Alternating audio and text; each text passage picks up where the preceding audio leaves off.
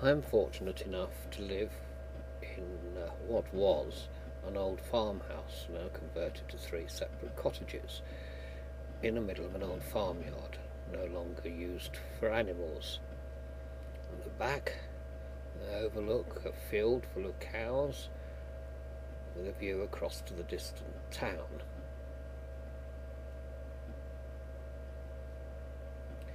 And to the fells and hills in the distance.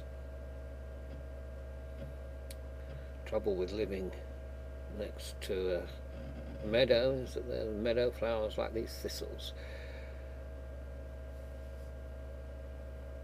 The windmills serve the large factory of Smith Klein Glaxo.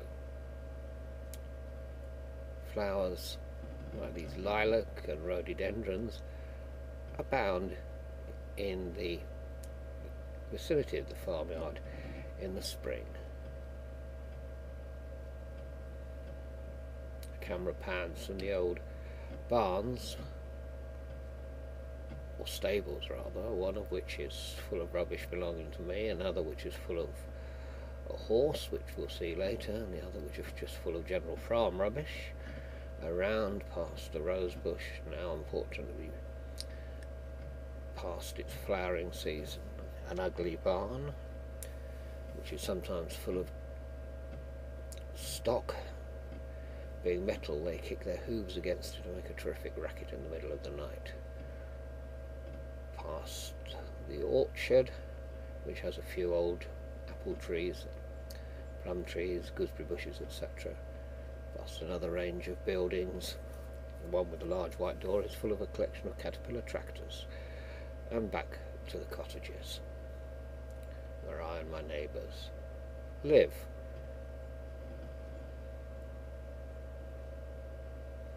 You've seen cows who are happy in the open air. Some have to live in this construction, stick their noses through the bars, as it were, to get their food. Here's some more of their happier compatriots outside. This field overlooks the Bose Museum in the distance.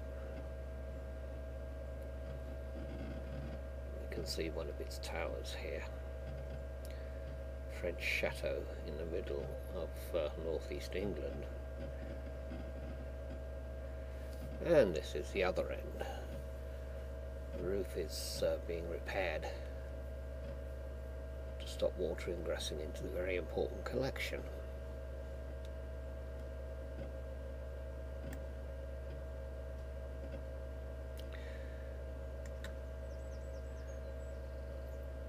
In June and July, haymaking goes on.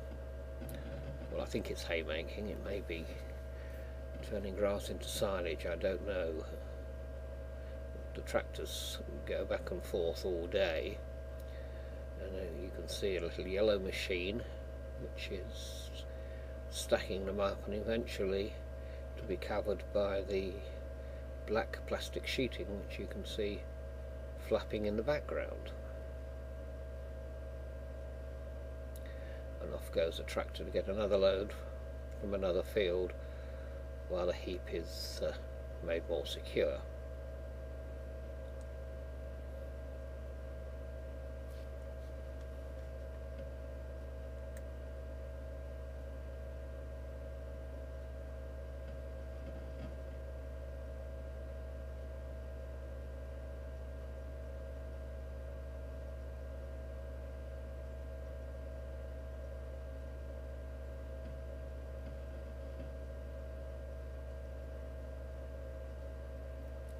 Looking out over the field at the rear once again, with its cows and its view over towards the hills of Teesdale.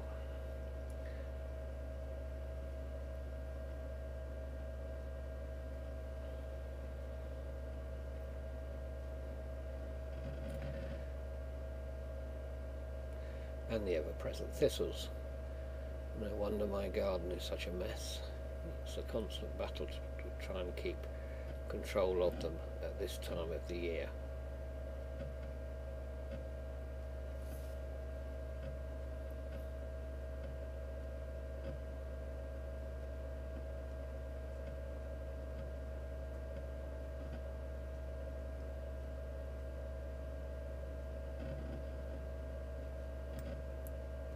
Some sheep are kept on the farm, and these have to be sheared in the summer.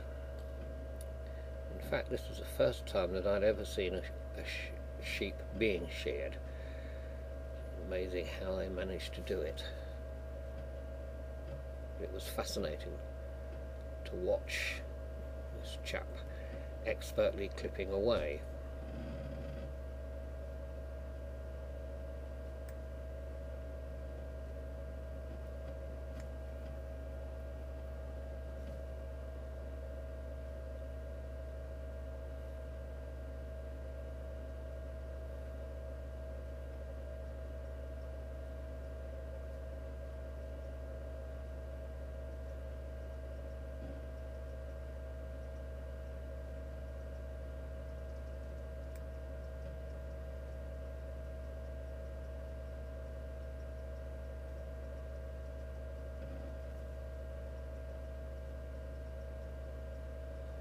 Some more pretty shots of rhododendrons and other flowers in my garden.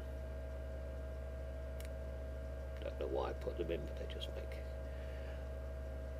it look pretty, don't they?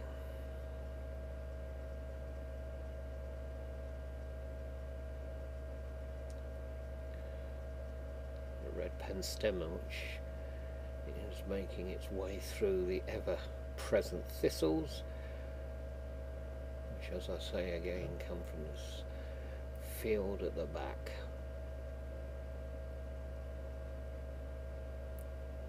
Thistledown blowing in the wind, landing in my garden and setting seed, so I have to try and pull them up. But it's a constant battle that I never win.